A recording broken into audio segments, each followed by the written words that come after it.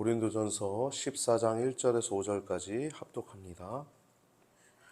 사랑을 따라 구하라. 신령한 것을 사모하되 특별히 예언을 하려고 하라. 방언을 말하는 자는 사람에게 하지 아니하고 하나님께 하나니 이는 알아듣는 자가 없고 그 영으로 비밀을 말함이니라. 그러나 예언하는 자는 사람에게 말하여 덕을 세우며 권면하며 아니하는 것이요 방언을 말하는 자는 자기의 덕을 세우고 예언하는 자는 교회의 덕을 세우나니 나는 너희가 다 방언 말하기를 원하나 특별히 예언하기를 원하노라. 방언을 말하는 자가 만일 교회의 덕을 세우기 위하여 통역하지 아니하면 예언하는 자만 못하니라. 아멘. 오늘 본문을 통해서 나눌 제목은 고린도전서 14장의 방언과 예언에 관하여 라는 제목을 가지고 나눌 때 여러분 큰 은혜 시간 되시길 주님의 이름으로 축복합니다.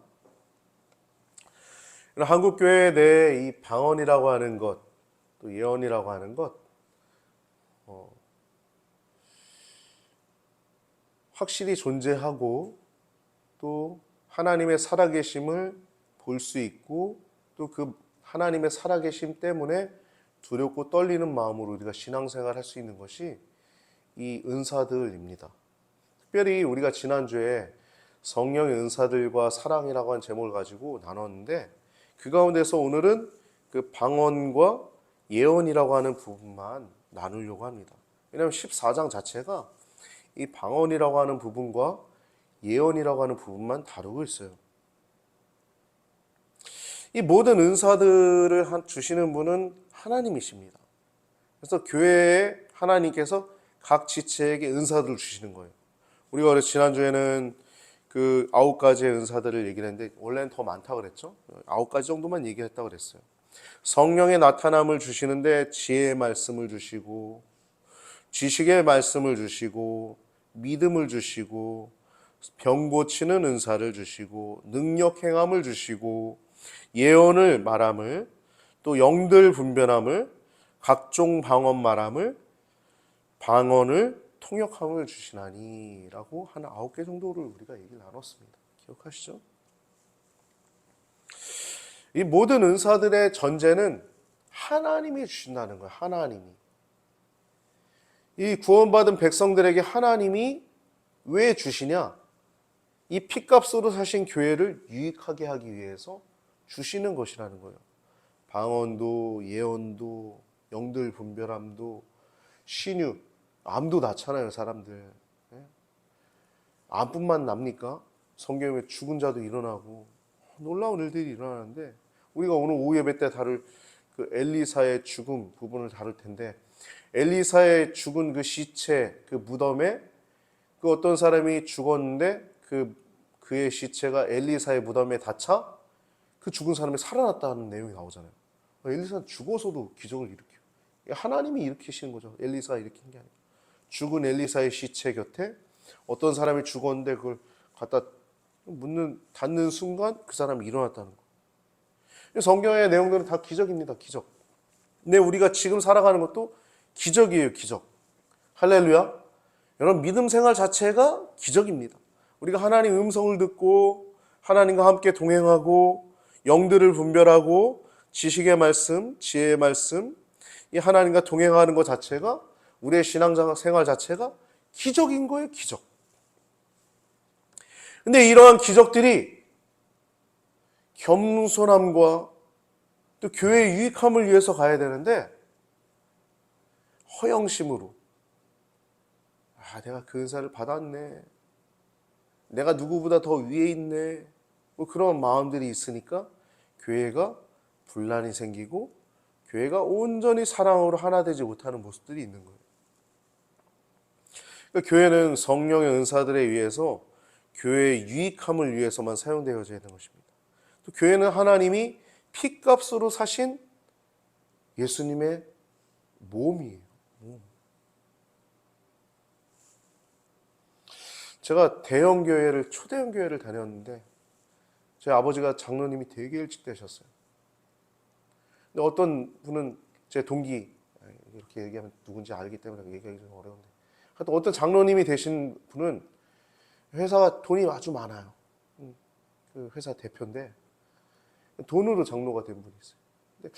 근데 원래 인격이나 모습이 좀 성품이 그래서 그런지 모르겠지만 거만해.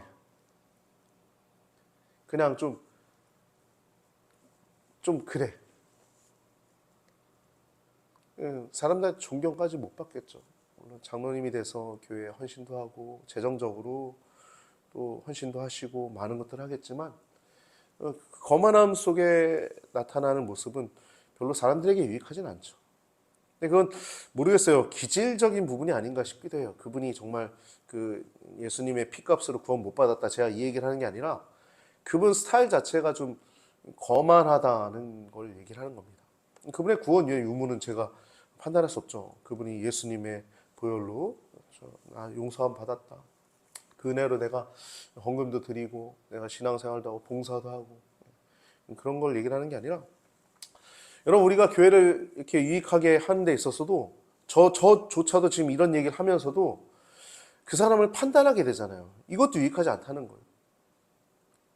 이해가 되세요? 여러분 그 사람이 거만한 자세의 모습은 그 사람의 스타일일 수 있는 거야. 근데 그 사람 거만하다. 교만하다.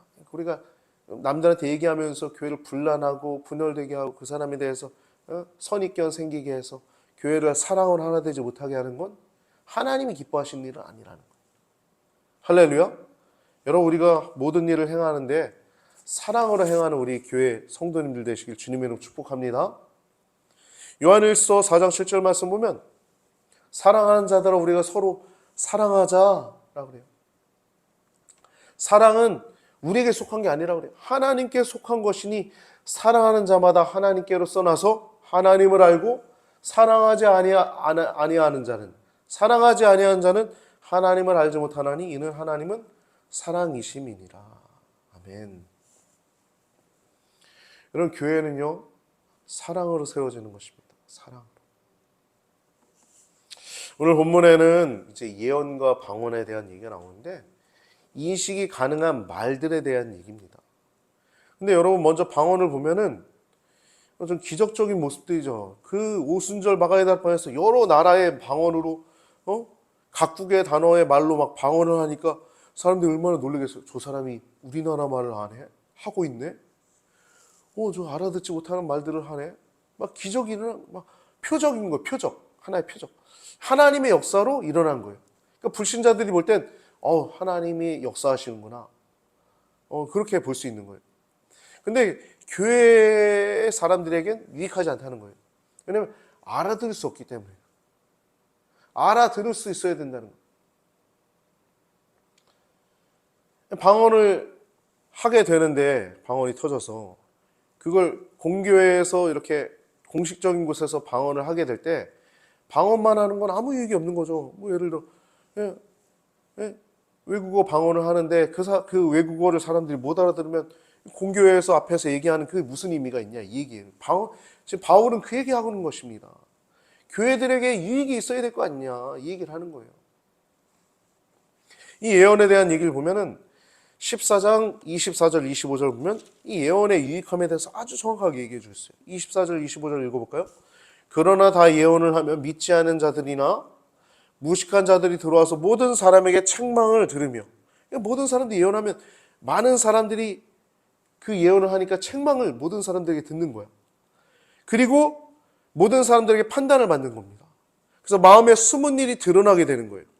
하나님께 엎드려 하나님께 경배드리는 것입니다.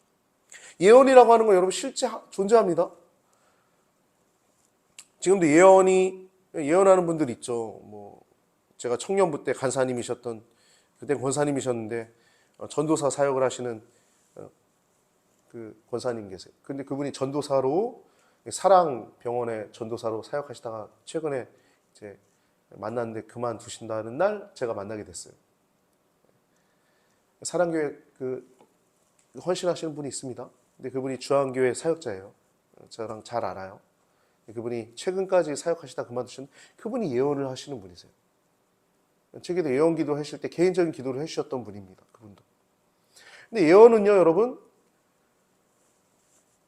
개인적인 예언을 하는 경우도 있고 방금 얘기한 것처럼 마음의 숨은 일들을 드러나게 하는 것들이 있습니다. 개인적인 것은 미래에 대한 소망을 주시기도 하고 또 그 사람이 위로를 받고 격려받을 수 있도록 개인적인 예언을 해주시는 거예요. 개인적인 예언. 그리고 또 마음에 숨은 것을 드러나게 하는 건 나만 알고 있는 건데? 저 사람이 어떻게 이걸 알지? 이런 것들이 있거든요. 여러분 그런 거 있잖아요. 저번에 우리 우순복 전도사님 이제 모셔가지고 우리가 부흥회할 때도 많은 예언 기도를 여러분 들으셨는데 제가 그분을 처음 이제 만났을 때는 제 큰아버지 아들 사촌이 목회하는 곳에 이제 모셔가지고 저도 거기 가서 이제 말씀 들으면서 처음 저를 위해서 기도해 주시는데 저와 아내를 위해서 기도해 주시는데 너는 참으로 우직한 자다.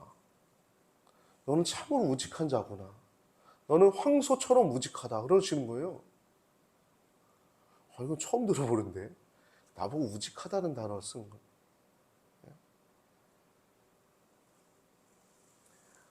거예요. 그래서 그분은 처음 본 거거든요, 그날. 근데 그분이 저를 위해서 기도해 주시는데 그렇게 기도해 주시는 거예요. 예언 기도는요, 여러분, 하나님의 영으로 감동되어서 이 사람을 위해서 기도하는데 그 사람의 마음에 숨은 것들, 잘 알지 못하는 것 하나님이 알려주셔서 얘기하는 거예요. 예언에 실존합니다. 또 그분이 그때 얘기했던 내용 중에 하나가, 많은 얘기도 있지만 내용 중에 하나가 너는 기도할 때 많은 단어를 쓰지 않는다는 거예요, 저보고. 근데 한 단어를 다 이렇게 들을 때 그 단어 속에 담긴 너의 진심, 너의 전심 내가 다 알고 있다. 그렇게 얘기하시더라고요. 저는 기도할 때 정말 많은 단어를 쓰지 않거든요. 전심을 다해 한마디를 하더라도 그렇게 하거든요. 근데 그렇게 표현하더라고요. 나도 모르는 나의 기도 자세를 이분이 이렇게 표현하더라고요. 여러분, 그러니까 지금 예언은요, 25절처럼 책망을 듣고 판단을 받는데 마음에 숨은 일이 드러나게 되므로 엎드려 하나님께 경배하게 된다는 거예요.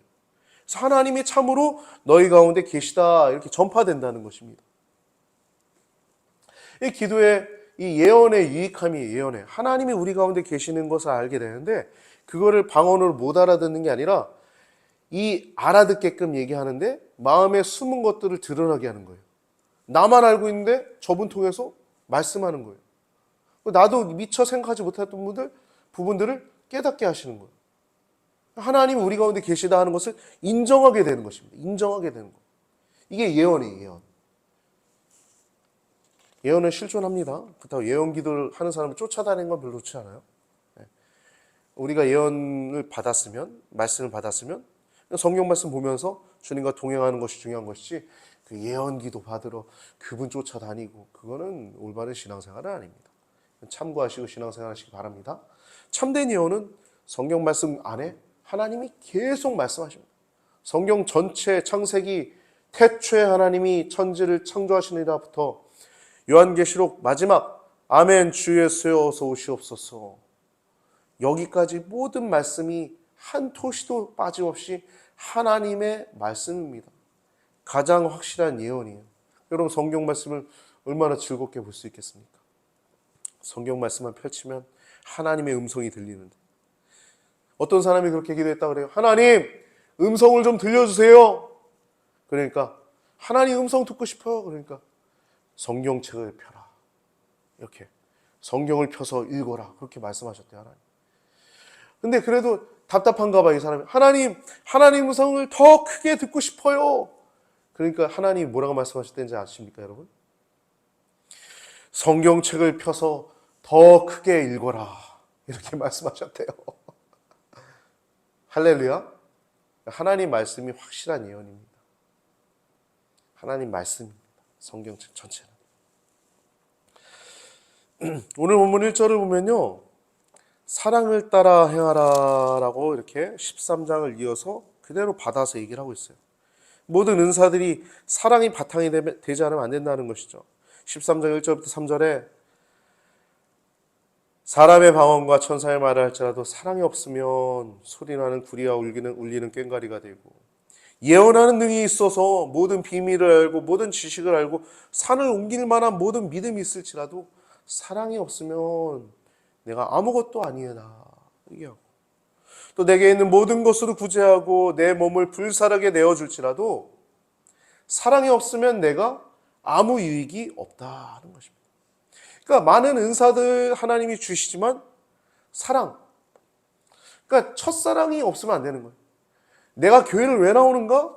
첫사랑 때문에 나오는 것이죠. 나를 구원하신 하나님, 피값으로 나를 사신 하나님, 그 은혜에 감사해서 나오는 것입니다. 우리 은사의 활용도 다 똑같은 것이죠. 예언을 할지라도 영분별, 지식의 말씀, 지혜의 말씀, 이런 많은 은사들을 우리가 한다 할지라도, 활용한다 할지라도 그 모든 것이 예수님의 피값으로 사신 은혜에 의해서 허영심이 아니라 겸손함으로 주의 교회를 세우기 위해 사용되어야 될 것입니다. 사랑을 따라 행해야 되는 것이에요. 사랑이 아닌 것은 자기 중심적인 것이 될 때 사랑은 빗나가게 되는 것이죠. 하나님의 사랑 때문에 우리가 교회 나오고 하나님의 사랑으로 교회를 세워나가는 것입니다.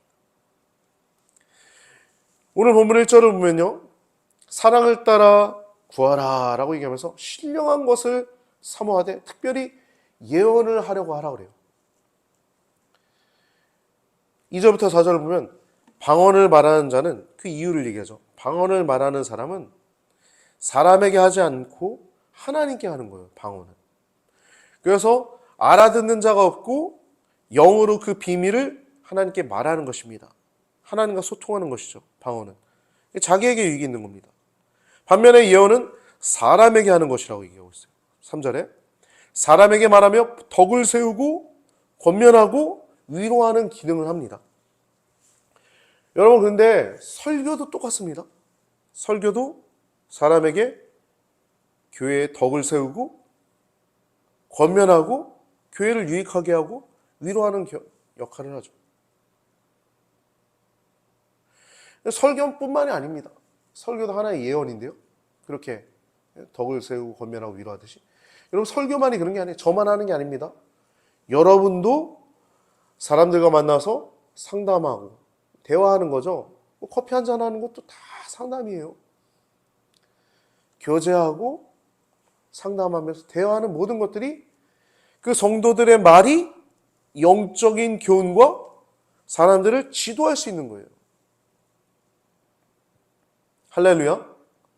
그래서 부모님들이 자녀들 지도할 때 신앙의 부모는 영적으로 지도할 수 있는 거야. 영적으로. 그냥 뭐 이렇게 공부해라 해도 그냥 공부해라가 아니라 영적으로 공부해라. 영적으로 지도할 수 있는 거야. 예를 들면 하나님의 영광을 위해서 공부하는 거 아니냐. 야, 너가 좋아하는 거 하는데 열심히 살아. 너가 원하는 거 하고 거기 원하는 걸 최선을 다해. 근데 그거 할 때 그냥 너 유익을 위해서 하는 게 아니라 하나님의 영광을 위해서 해. 부모님도 그런 거 아니겠어요? 부모님이 저랑 다를 바가 뭐가 있어요? 똑같은 거예요. 저는 앞에서 교회에서 설교자일 뿐이지 그 사람들은 가정의 설교자고 가정의 지도자인 것입니다. 4절 말씀 보면 방언은 그 말은 듣는 이에게 유익함이 없다는 거예요. 왜? 못 알아들으니까. 그러면 자기에게 유익하다는 것입니다. 자기에게는 유익하다는 거예요. 하나님과 영으로 비밀을 말함을 통해서 교제하면서 깨달음을, 영적인 깨달음을 하나님과 소통 가운데 있으니까 방언의 유익이 자기에게 있다는 것입니다. 근데 예언의 말은 진리를 깨닫게 하여 교회에게 유익하게 한다는 것이에요. 5절 말씀 보면 나는 너희가 다 방언 말하기를 원하나 특별히 예언하기를 원한다. 그런 거예요. 방언을 하지 말라고는 안 합니다. 근데 방언을 하되 통역자를 세우라는 거예요. 예를 들면 여러분 조용기 목사님 설교 중에 방언하시면 바로 통변하시잖아요. 스스로 방언하시고 통변하시잖아요. 통변의 역사가 있으면 통역에 할 수 있으면 방언하라는 것입니다. 자기가 못하면 통변의 은사가 있는 사람과 함께 하면서 통변하라는 것입니다.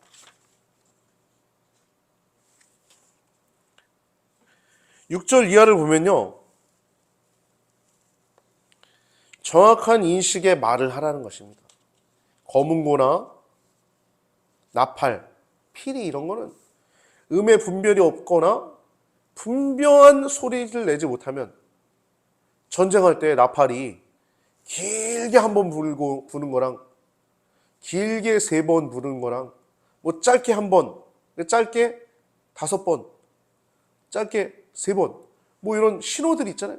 근데 분명치 못한 소리를 내면 전쟁 중에 어떻게 전쟁하냐 이 얘기까지 하는 거예요. 알아들을 수 있게 말을 해야지 교회에 유익하지 않냐 이 얘기를 지금 구구절절 하시는 겁니다. 그러면서 사도 바울은 교회가 질서가 있어야 된다는 거예요. 예배 가운데 여러분 찬송을 하고 또 가르침을 받고 또 방언하고 계시를 우리가 받는데 이 은사들의 조화로운 사용을 통해서 하나님께 질서 있는 예배를 드려야 한다는 것을 얘기를 하는 것입니다. 그래서 질서는 어떻게 잡냐? 27절부터 33절 보면요. 27절, 28절 보면 누가 방언으로 말하거든 두 사람이나 다불과 세 사람이 차서를 따라 말하고. 그러니까 세 사람이 넘으면 안 된다는 거예요. 다불과 세 사람이라고 하는 단어는 다불과 세 사람이라고 하는 단어는 세 사람이 넘지 않는 한도 내에서. 너무 많으면 시끄럽잖아요. 이 방언을 계속 두 사람만 해도 좀 정신없는데 세 사람 하면 더 정신없고, 세 사람 넘기지 말라는 거예요. 네 사람 하면 완전 정신없으니까 네 사람까지 하지 말라는 거예요. 다불이라는 단어는 그렇게 쓰는 겁니다. 넘기지 말라. 한도 내에서 라는 뜻입니다. 그래서 차서를 따라 순서대로 하라는 거예요. 순서대로 하고 한 사람은 통역을 하라는 것입니다. 그렇게 방언을 하라는 것입니다. 근데 통역자가 없으면 뭐라 그래요? 교회에서는 방언하지 말라는 거예요. 잠잠하라는 거예요. 기도할 때 너 혼자 하라는 거예요. 대중적으로 얘기하지 말라는 거예요. 이해되시죠, 여러분?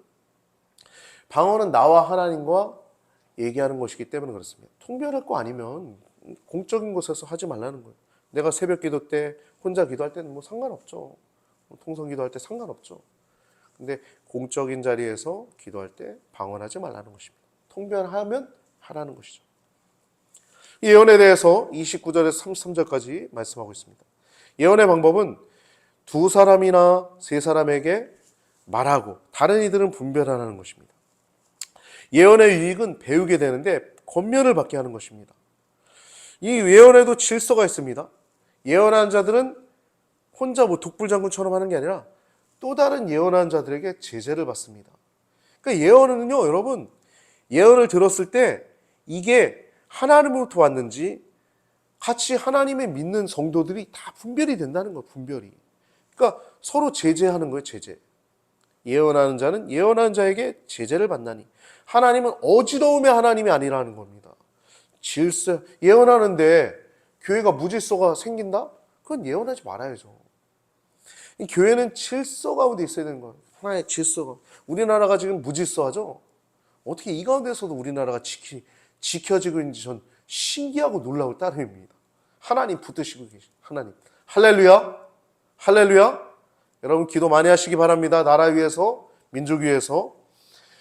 하나님은 질서의 하나님이라는 거예요. 하나님의 권위 아래에 교회가 있어야 된다는 것입니다.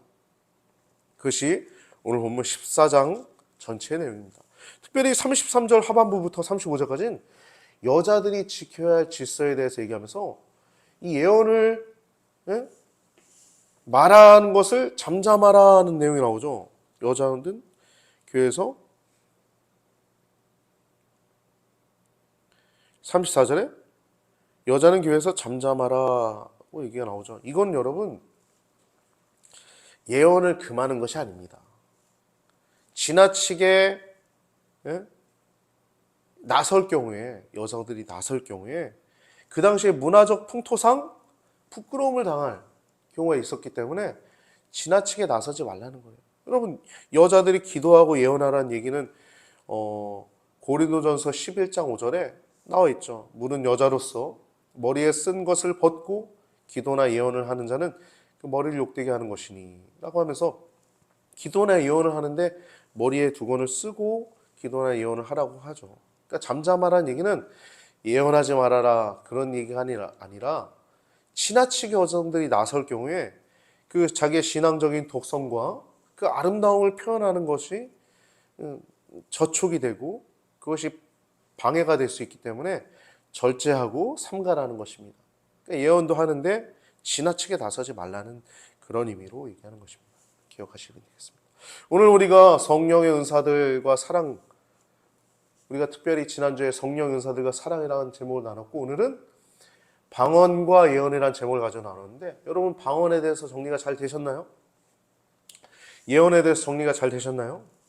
제가 되게 좋아하고 열심히 공부했던 모 목사님이 계세요. 찾아보면 잘 아시겠지만 그 목사님은 참 성경을 잘 가르치십니다. 저도 가서 많이 배웠어요. 근데 그분이 이 방언에 대해서 굉장히 안 좋게 얘기하시는 부분이 있습니다.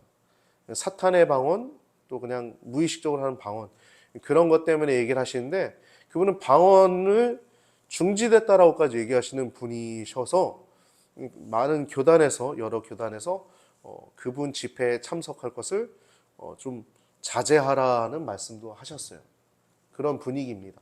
왜냐하면 여러분 자기가 성경엔 완전 박사예요, 그분이. 근데 성경에 정말 잘 가르친다 하더라도 자기가 방언 못한다고 방언을 무시하는 건 잘못된 것이죠. 여러분 오늘 본문의 내용처럼 방언의 사용에 대해서 잘 기억하시고 또 예언의 유익함에 대해서 잘 기억하셔서 하나님과 더욱더 동행하며 특별히 성경 말씀 전체가 하나님 말씀을 기억하셔서 말씀 읽기를 제거하고 하나님의 음성은 여러분 저도 아까 찬양하면서 하나님 음성 들은 걸 얘기했지만 하나님 음성은 여러분들 삶 속에 늘 하나님이 세미하게 말씀 주십니다. 그렇게 주님과 동행할 수 있습니다. 우리 눈에 보이지 않지만 공기처럼 시퍼렇게 우리와 함께 늘 동행하여 주시고 단 한순간조차라도 우리와 떨어져 있지 않으시는 하나님과 더욱더 동행하셔서 주의 교회를 유익하게 하고 여러분들이 걸어가는 모든 발걸음, 여러분 개인의 심령, 여러분의 가정, 여러분의 교회, 여러분의 나라가 하나님 안에서 질서 있는 귀한 성도님들 되시길 예수님의 이름으로 축복합니다.